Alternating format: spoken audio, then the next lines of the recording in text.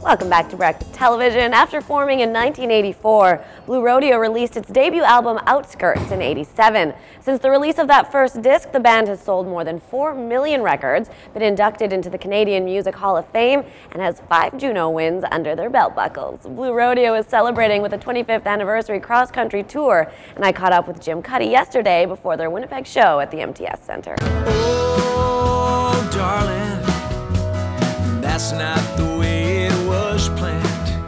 Welcome back to Winnipeg 25th anniversary tour, celebrating 1987's debut album. What a span it's been, 25 years.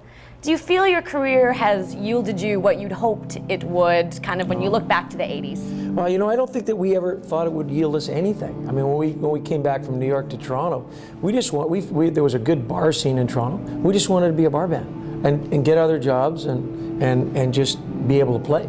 So everything else has been a bonus. You know, we didn't think we could make a living, then we made a living, and then we kept going. And so, you know, we are eternally grateful for not having to partake in any other form of labor. Your fans certainly grateful as well. Where do you feel your demographic is skewing to now? I mean, I go to shows with my mom, and so after 25 years, you really managed to grab a lot of different generations.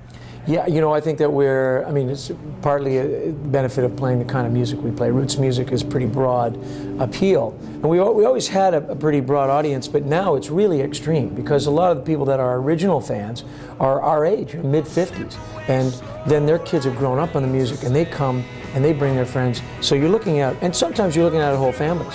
And you're not sure who's the fan. You know, I mean, last night we had an old guy in a Rush t-shirt and his young girlfriend, and we thought, well, the girlfriend has brought him here. But no, he's like rocking out. You just never know. It's kind of nice to see that when you look out into the audience. It's great. As far as coming up, I hear there's a new album in the works. We have, you know, I toured a lot last year, so by the time I came back and wanted a break, the rest of the members of Blue Rodeo hadn't done anything for quite a while, so they were like, come on, we're going to go record out at Greg's. So we scrambled a bit, and we ended up with the better part of a really good record. And so we've been doing a bunch of songs in the live tour, and that'll be come out next fall. How do you condense? You have 25 years of music, of the hits people love, of new material. How do you condense that into a 2.5-hour show? Well, now we don't condense it. Now we take the whole night, right? We didn't bring out an opening act this time. We wanted to have the whole night, and that's so that we could leisurely go through the span of what we've done and be all the different incarnations of bands that we've been. So, yeah, we need 3 hours now, with a break. With a break. Got to take a break. Everybody has to refill their wine glasses as well, right? Everybody's got to get a drink. What would you say? I mean, looking back over the past 25 years, how do you sum that up, just in a nice, memorable look back? You know, I think that our biggest look back was when we got the Hall of Fame, and we were able to stand on a stage and just thank or acknowledge all the people to whom we've been connected over the years, because it takes a lot of people to get you here.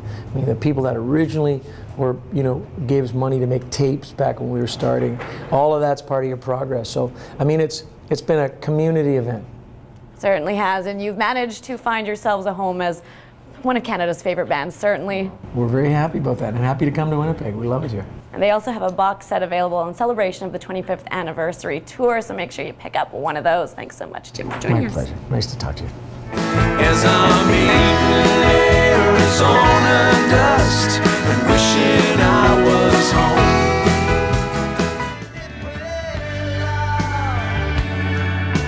Jenna Khan is ready to rock. Follow her on Twitter @Jenna Khan.